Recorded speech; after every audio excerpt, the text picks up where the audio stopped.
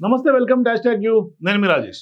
ఇప్పుడు గాంధీ త్రయం అంటే ముగ్గురు గాంధీలు పార్లమెంట్లో ఇవాళ హిస్టరీ క్రియేట్ చేసినటువంటి పరిస్థితి. ఎందుకంటే ప్రియాంక గాంధీ ఎప్పుడైతే కేరళ వైనాడులో ఉప ఎన్నికల్లో భారీ మెజారిటీతో విజయం సొంతం చేసుకుని ఇవాళ పార్లమెంట్లోకి అడుగు పెట్టారు, అప్పటి నుంచి అందరి దృష్టి ప్రియాంక గాంధీ వైపే ఉంది. మరోవైపు జూనియర్ ఇందిరాగాంధీగా కూడా అందరూ పెద్ద ఎత్తున ప్రియాంక గాంధీ వైపు చూస్తున్నారు. ఓవైపు ప్రతిపక్ష నాయకుడిగా ఇప్పటికే రాహుల్ గాంధీ తనదైనటువంటి శైలిలో దేశంలో మోదీని ప్రశ్నిస్తూ ముందుకెళ్తున్నాడు.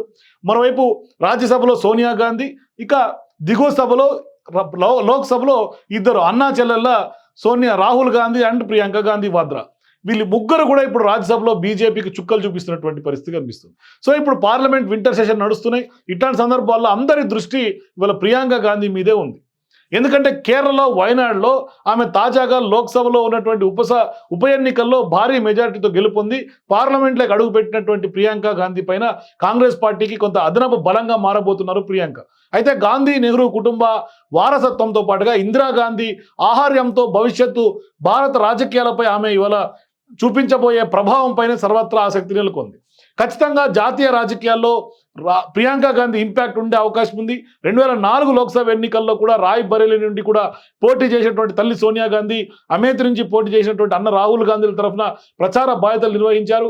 ఆ తర్వాత అడపాదడప పార్టీ కార్యక్రమాల్లో పాల్గొంటూ వస్తున్నారు. అయితే 2022లో కాంగ్రెస్ పార్టీ ప్రధాన కార్యదర్శిగా, ఉత్తరప్రదేశ్ ఇన్ఛార్జిగా కూడా ఆమె శాసనసభ ఎన్నికల్లో తీవ్ర ప్రచారం చేసినా తన పార్టీకి ఘోర పరాజయం తప్పలేదు. కానీ 2022లో జరిగినటువంటి హిమాచల్ శాసనసభ ఎన్నికల్లో అన్ని తానే అధికార బీజేపీని ఓడించడానికి దోహదపడ్డారు ప్రియాంక గాంధీ. ఆ విజయం తర్వాత జరిగినటువంటి కర్ణాటక, తెలంగాణ రాష్ట్రాల్లో జరిగినటువంటి అసెంబ్లీ ఎన్నికల్లో కూడా కాంగ్రెస్ గెలవడానికి ఒక స్ఫూర్తిగా నిలిచింది.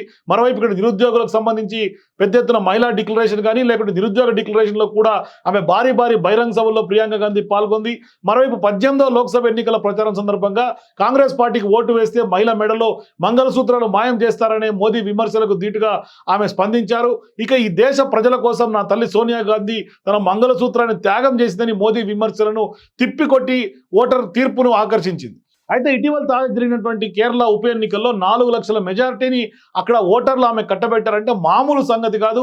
ఇది దేశంలోనే అంత భారీ మెజారిటీలో హిస్టరీ క్రియేట్ చేసింది ప్రియాంక గాంధీ. సో ఇప్పుడు లోక్సభలో విపక్షం నుండి ప్రభుత్వంపై బలమైనటువంటి విమర్శలతో విరుచుకుపడే సుప్రియా సూలే, మెహువా మైత్రికి తోడుగా ప్రియాంక గాంధీ చేరడంతో ఇవాళ విపక్ష ఇండియా కూటమికి కొంత రాజకీయంగా కలిసి వచ్చే అంశంగానే స్పష్టంగా ప్రియాంక మారే అవకాశం ఉంది. మరోవైపు రాహుల్ గాంధీ ఉత్తర భారత్ నుండి, ప్రియాంక గాంధీ దక్షిణ భారత్ నుండి ప్రాతినిధ్యం వహించడం కాంగ్రెస్ పార్టీ ఖచ్చితంగా దేశవ్యాప్తంగా కలిసి వచ్చే అంశంగా చెప్పుకోవచ్చు.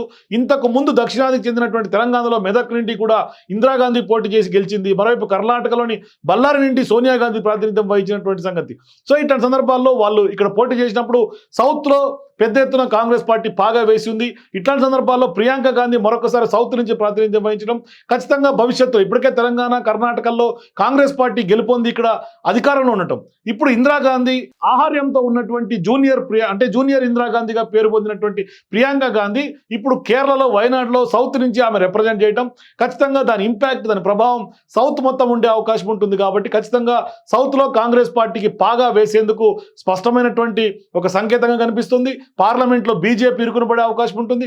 మరోవైపు సౌతే లక్ష్యంగా పనిచేస్తున్నటువంటి బీజేపీకి కూడా ప్రియాంక గాంధీ చెక్ పెట్టే అవకాశాలు కూడా లేకపోలేదు.